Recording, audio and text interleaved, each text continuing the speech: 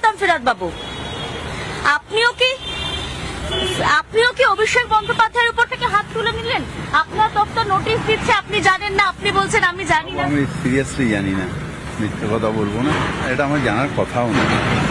কিন্তু আপনি মেয়র, আপনি যদি না জানেন তাহলে জানবে কি? যত ইলিগাল বিল্ডিং হচ্ছে বা যেখানে নোটিশ আছে সব কি আমার হয়?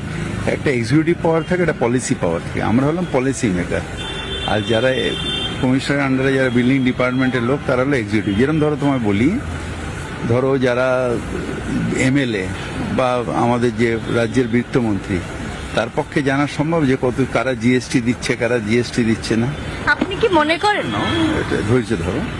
তারপর ধরো কেন্দ্রের যে এমপি রয়েছেন কিংবা সেখানে যে কেন্দ্রের বিত্তমন্ত্রী রয়েছেন, তার পক্ষে জানা সম্ভব যে কে ইনকাম ট্যাক্স দিচ্ছে, কে ইনকাম ট্যাক্স দিচ্ছে না, বা ইনকাম ট্যাক্স নোটিশ কার যাচ্ছে, কার হিয়ারিং হচ্ছে। সেরকম ছোট আকারে এখানেও এইটা সম্পূর্ণভাবে একটা executive power.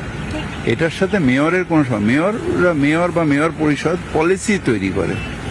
Day to day যে কাজটা সেটা কমিশনের আন্ডারে যারা এক্সিকিউটিভ আছেন তারা করেন, এটা আমার করার কথা নয়। ফিরাদবাবু, আপনি বারবার বলেছেন বেআইনি নির্মাণ হলে আমরা প্রথমে অ্যাকশন নেব। এখন যখন দেখা যাচ্ছে কর্পোরেশন থেকে বেআইনি বিল্ডিং এর নোটিশ গেছে খোদ অভিষেক বন্দ্যোপাধ্যায়ের কাছে, আপনি কি চাইবেন এই বেআইনি নির্মাণ ভেঙে দেওয়া হোক? আপনি কি বার্তা দেবেন একজন মেয়র হিসেবে?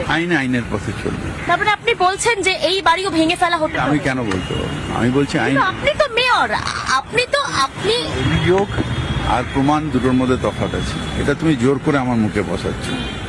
অভিযোগ আর প্রমাণের মধ্যে তফাৎ আছে। আমি বললাম এই বিল্ডিংটা ইলিগাল, ঠিক আছে, আমি বললাম, কিন্তু এটা যতক্ষণ না প্রমাণ হচ্ছে, যতক্ষণ না হিয়ারিং হচ্ছে, ততক্ষণ এটা প্রমাণ হবে না যে এই বিল্ডিংটা ইলিগাল।